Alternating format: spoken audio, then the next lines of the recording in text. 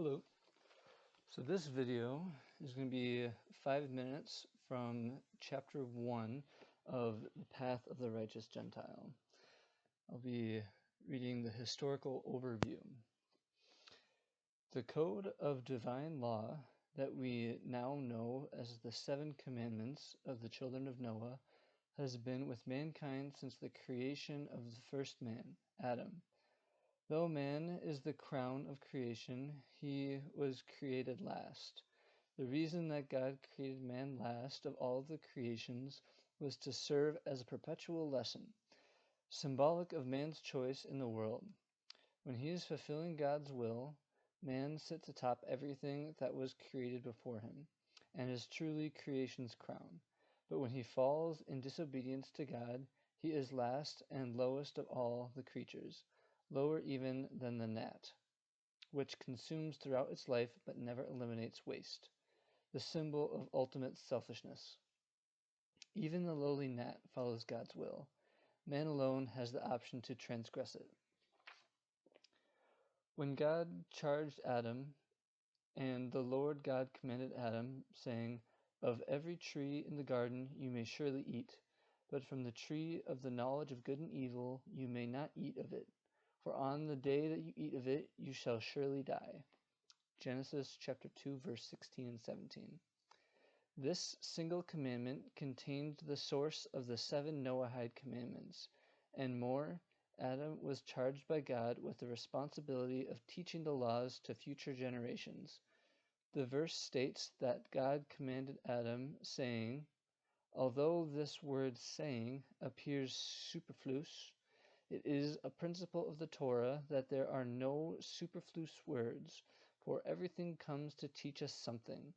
In this case, the word saying indicates that God not only said the commandment to Adam, but he intended that Adam say it as well.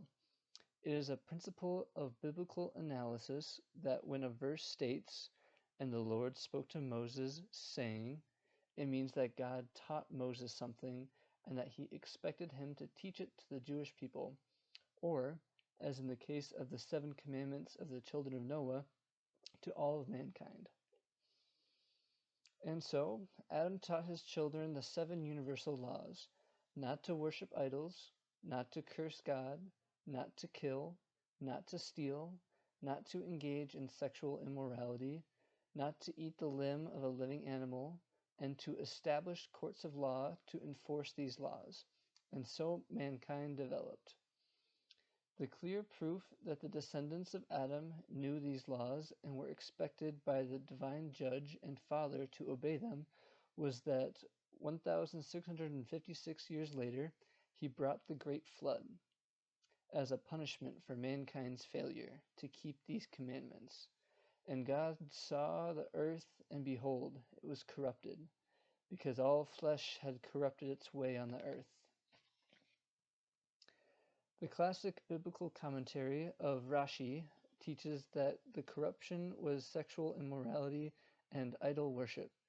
The very next verse reads, "And God said to Noah, the end of all flesh has come before me, because the earth is filled with wickedness." Genesis chapter 6, verse 13. Rashi comments that the phrase, "the earth is filled with wickedness," refers to theft. So, because of sexual immorality, idol worship, and theft, 3 of the 7 commandments which Adam was expected to teach his children and which mankind was expected to obey, the Creator of all destroyed all, except for a remnant which included Noah, his wife, his 3 sons, and their wives. When the flood waters settled and the earth had been wiped clean of its taint, humanity no longer had to fall back on Adam as the father of all mankind. Now mankind had a new father, Noah. Unlike Adam, who failed to fulfill God's commandments, Noah was a righteous man, pious in his generation, and Noah walked with God. Genesis chapter 6, verse 9. And so, with a new world and a fresh start of building it in sanctity, God reaffirmed the original 7 commandments that he had taught Adam.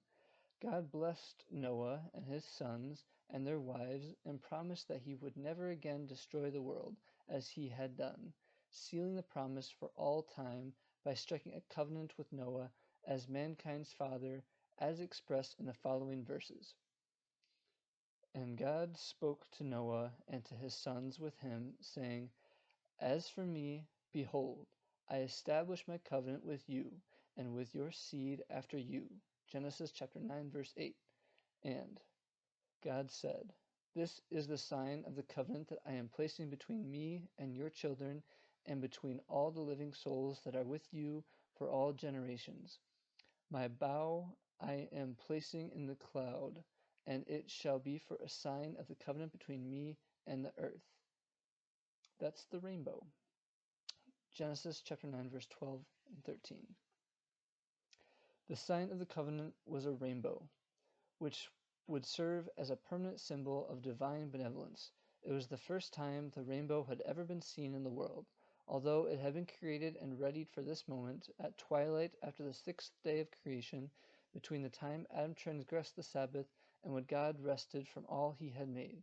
The rainbow with its 7 colors reflected the beauty and sanctity of the 7 commandments of the children of Noah.